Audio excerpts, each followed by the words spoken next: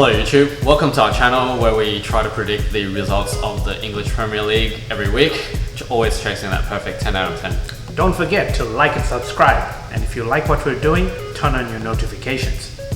Let's go. Alright, first game, Southampton versus Leicester, game week 10. Southampton drew 1-1 with Wolves. It was a decent result in an even game. They've had 2 wins away this season, Southampton. They were against Sheffield and Brighton, but they haven't had a home game win thus far.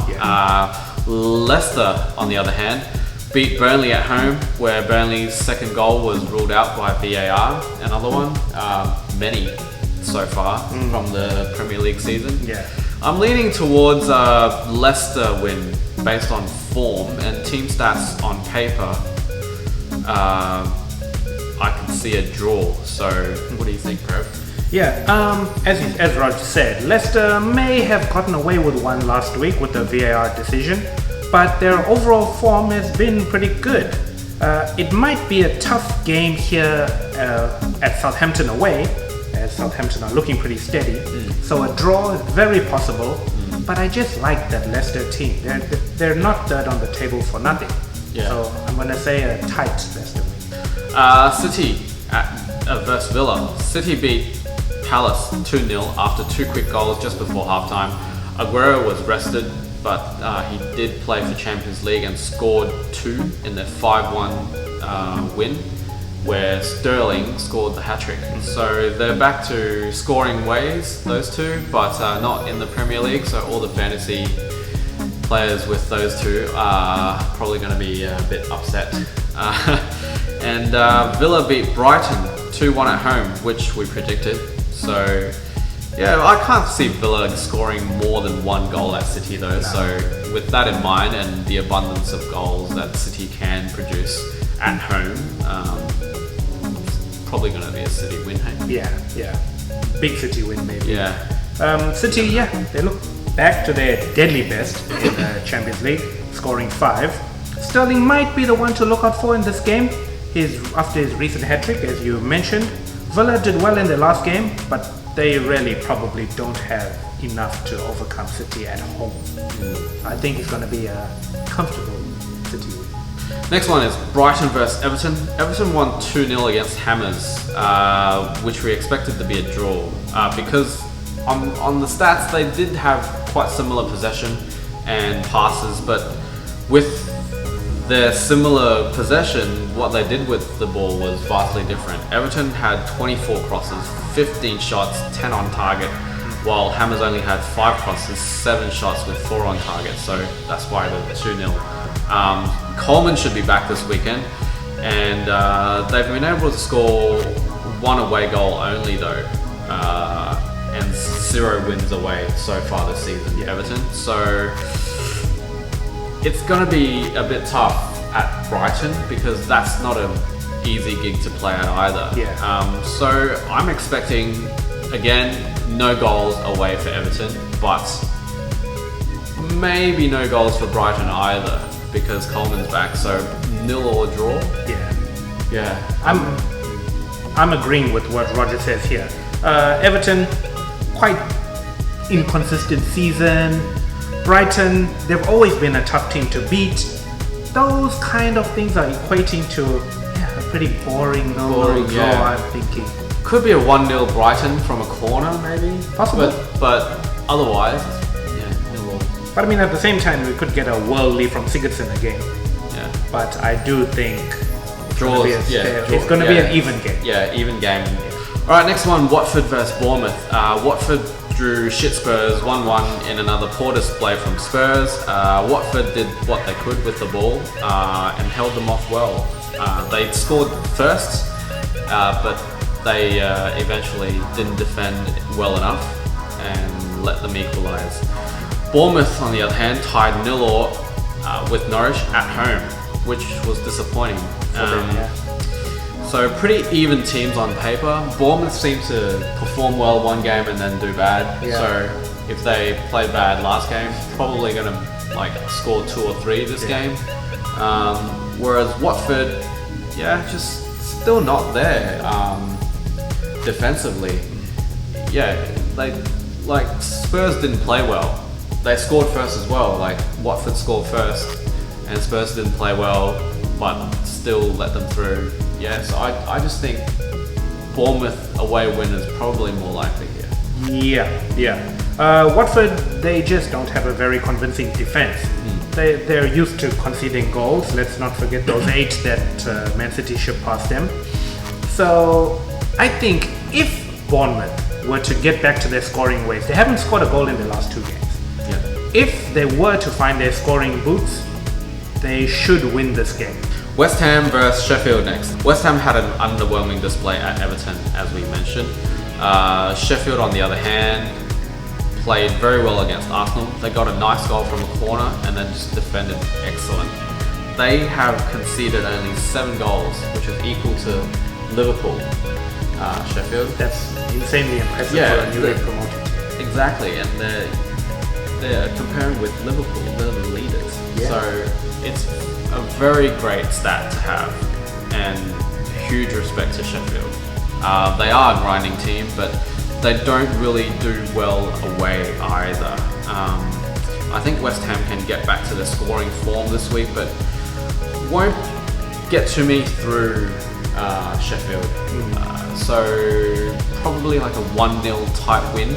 Sheffield should definitely be commended for those defensive capabilities. Coming to a new league and being defensively sound, it's impressive. They deserve what they're getting. That's the reason why I think tight, very important word for this game. West Ham, is it 1-0? Maybe 1-0? Maybe. Yeah. It could easily be a 0-0 draw. It could. But I want to say, I'm willing to give West Ham a goal here. They've got good options going forward. West Ham win. Next one is Burnley versus Chelsea. Burnley lost at Leicester, as we mentioned. Chelsea beat Newcastle 1-0. I thought it was going to be a much bigger score gap, but they only found the back of the net once. Out of the 16 shots, 15 were inside the box, and 8 of those were on target. 1-0 from that is pretty hard to imagine, but although Burnley's home record so far this season isn't bad, I think Chelsea should come away with 3 points this Saturday. Chelsea did really well against Ajax. Yes. At Ajax, they got there and played a really high intensity game. Ajax is known for their speed, and they run a lot for the whole 90 minutes, and they kept that pace and matched their pace. Overall quality is gonna prevail. Chelsea just proves that they've got talent, youth, and fight. And I think though that combination, it's deadly. They're playing really nice football. As you said, to come away from Ajax with a result like that, impressive. Champions League finalists last season. Yeah. Great result. So Chelsea should be winning this game.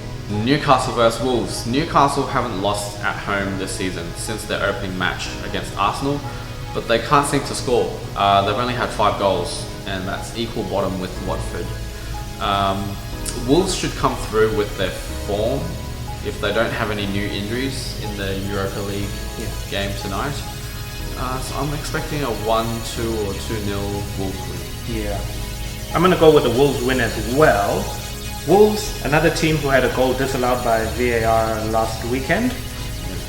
Newcastle, I just think since they beat us, United, they've had a lot of hype about them, but I don't think it's justified. They weren't the better, they were the better team against us, but that is not to say that they were good. No. It's just that we were so poor. Yeah. So I think that's going to continue. Wolves, they beat Man City in a good display. Not just a good result, good display. Wolves win here. Next is Arsenal versus Palace. Arsenal never looked like a winning team against Sheffield, even with more possession. They really lacked the creativity in midfield. Again, I think Ozil was missed. Saka can't be the CAM behind Lacazette, Aubameyang and Pepe. I expected a draw, but 1-0 was deserved because we just didn't do well. We didn't play well. I think team choice could have been improved. As a lot of people are saying for Emery. I don't think Palace will only get the less than 30% possession like they did at City, but still, I think Arsenal should win this at home, especially on Sunday. Aubameyang tends to score on Sundays, and at home they seem to do slightly better. Arsenal being at home, it's going to be the big factor, I think. They're going to be very disappointed with the Sheffield result, and they're going to want to make things right at the Emirates. I think they can do it. I didn't watch the game, so I heard Saka was perhaps one of the most poor players on the pitch at the time. Very wasteful. They said a lot of people said they were very surprised that Emre took off Pepe instead of Saka. Yeah. Yep. Although Pepe missed a sitter, they said he had a decent game. So yeah, poor team choices and bad decisions from Emery. So Arsenal will win here though. Arsenal will win here, Yes. though, yes. Next one, the big one, Liverpool versus Spurs. Liverpool ended their winning streak after drawing with United. It was such a shame. Again, I think they didn't really play well, but still got a point. So yeah, that's what happens when teams become the champion. Yeah. So I'm still backing them to win the league this season, Yeah. not City. So yeah, they also travelled to Belgium and won 4-1 in the Champions League. Oxlade-Chamberlain scored 2, Salah and Mane both scored 1. Again, 2 players who are owned by a lot of fantasy league players, but they're scoring in the Champions League only, so a lot of people are going to be annoyed at that. Spurs got back to their scoring ways against a Serbian team in the Champions League. 2 each from Kane and Son, and 1 from Lamela. Again, Kane and Son scoring in Champions League. Yeah, so a lot of people are going to be annoyed. But yeah, that's going to be a much needed confidence boost after their poor performance with Watford last game. So they probably can score in this game, but with the form and being at Anfield, I think Liverpool win is going to be much more likely. Yeah. The atmosphere at Liverpool is probably going to take them over the line here. Yeah. And I think not only will it take them over the line, it's going to suppress the Spurs team. They're mentally in a bad place. I think this Champions League win is going to help a lot, and it's going to be interesting to see how they play at Anfield. Off camera, I was just telling Raj, I'm excited to see if Son, what kind of performance he puts in. After seeing some footage of him in their loss against Watford, he was really upset. Then Champions League, he came up with 2 goals. Let's see if he can do it in the Premier League. But that being said, Liverpool win at home. Yeah. Alright, last one, Norwich versus Man United. Norwich couldn't score away again, as expected, but they still got a point in an evenly matched 0-0 draw at Bournemouth. United played well against Liverpool, considering that team quality compared to the leaders. They conceded goal was due to a loss of focus, and you just can't do that with Liverpool. They're going to punish you and take it all away if you lose focus. So, do you reckon United can come away with the win at Norwich? I have to believe that after the performance we put in against Liverpool, if we can continue if we can just carry a bit of that attitude into this game, we should win it. So yeah, that's it for this week. Next is fantasy. Yes. Now, equal points for me and Prov. 40 points apiece. I had a lot of players on my bench who came on because they didn't play. Because my first choice didn't play. So Otamendi didn't play, Cresswell didn't play, Salah didn't play. That's why I got the James points and Lundstrom points. Yeah. So yeah, I'm expecting to change my team slightly this week, just with the lineup. But I only made 1 change so far, and that was Salah out and Mane in. I just don't see the worth in the extra 0.6 mil or whatever.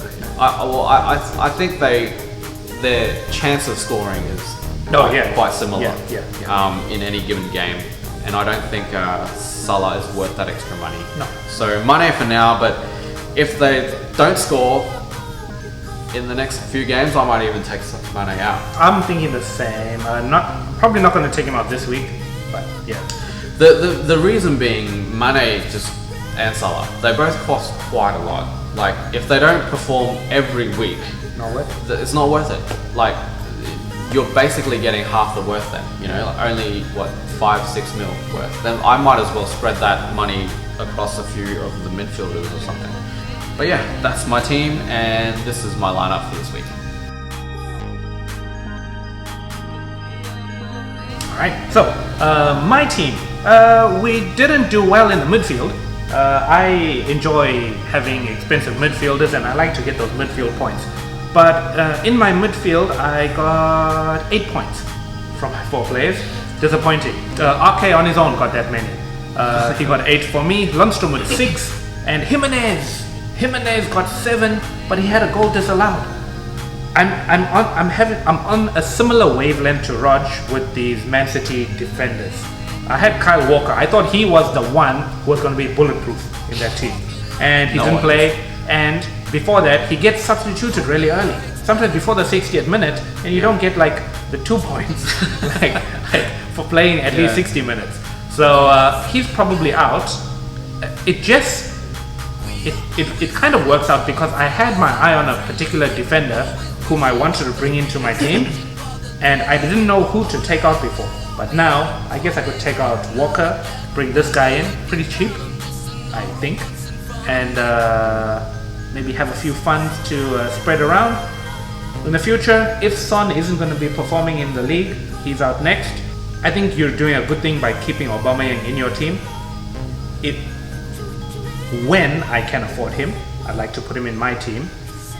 He's always up there, golden boot time, so yeah. I'm probably going to be making the one change this week. When I do, this is my team.